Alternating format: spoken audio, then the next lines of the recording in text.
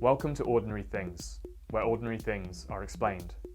Today's ordinary thing, treadmills, also known as the fastest way to go nowhere. But what are treadmills? Treadmills are mechanical exercise devices that consist of a continuous moving band on which the user can walk and run without actually moving forward. Humans can walk and run without the help of commercially produced machinery, but the modern day human has an established tendency to pay for things that they've historically been able to acquire for free. For more on this, please see bottled water, tanning beds, and land. But where did treadmills come from? Using a treadmill can be a torturous chore, and that's because that's exactly how they were designed. In 1818, civil engineer William Cubitt designed the first treadmill as a device to punish inmates in British prisons. It was intended to encourage prisoners to be less idle and to better integrate them back into working industrial society.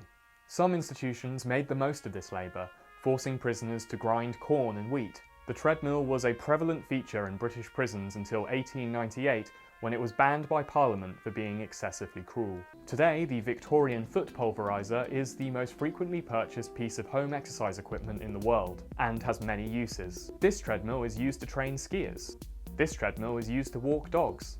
And this treadmill is used by people who want to lose weight at the office and simultaneously irritate everyone within 50 feet of them. So how did the treadmill go from Victorian torture device to that thing gathering dust in your parents' garage? Well, like many nonsensical fads, like pet rocks and sideburns, it began in the 1970s. For the first half of the 20th century, the only famous road runners were of the animated avian variety.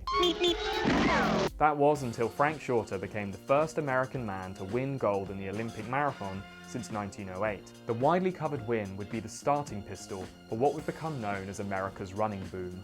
We both work in offices all day. Running helps us to unwind. We sleep better, we feel better, more alert. It was a craze so widespread that even President Jimmy Carter got involved. Although, much like his presidency, he didn't quite make it to the finish line. Long-distance running was also the main stage for athletic pioneers like Kathrine Switzer and Mickey Gorman, who proved that female athletes could compete and excel even before they were legally allowed to. It was in this milieu of misplaced enthusiasm that mechanical engineer William Staub produced the first commercially available treadmill, the Pacemaster 600. Before long, people all over the world were paying good money to go nowhere fast. The treadmill became one of the most fashionable ways to lose weight in the 1970s, second only to developing a disco-fueled gritty coke habit. In hindsight, it makes an awful lot of sense that running on the spot became a popular pastime in the same decade where you could run full-page magazine adverts for uncut cocaine. I love this song! The main disadvantage of treadmills is that running on them can be really boring, so individuals have gone to great lengths to make the experience more bearable. Common solutions include listening to music and affixing a screen or television to the front of the device.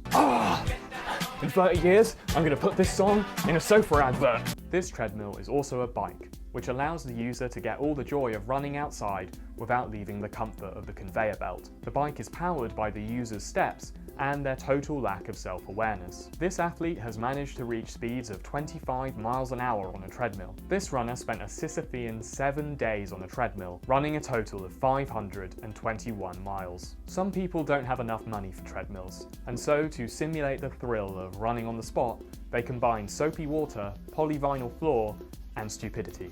But ordinary treadmills can be dangerous as well. Emergency rooms in the US have to deal with 24,000 treadmill-related injuries every year. However, treadmill accidents have also provided the internet and TV morning shows with hours of injury-based entertainment. So let us take a moment to remember those who have fallen.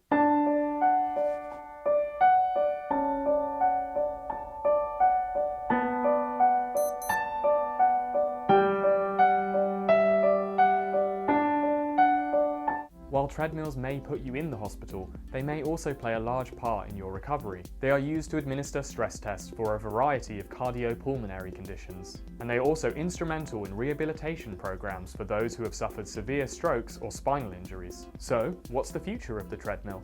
This is the omnidirectional treadmill, identical to the regular treadmill in all but 360 ways, as it allows the user to perform locomotive motion in all directions. It could be instrumental in the future of immersive virtual reality, and as some philosophers have already theorized, maybe we are all using them already, oblivious to the fact that we're all living in a collective simulation run by machine overlords who only keep us alive because our constant treading powers the enormous supercomputer named Moloch that all the machines worship as a god.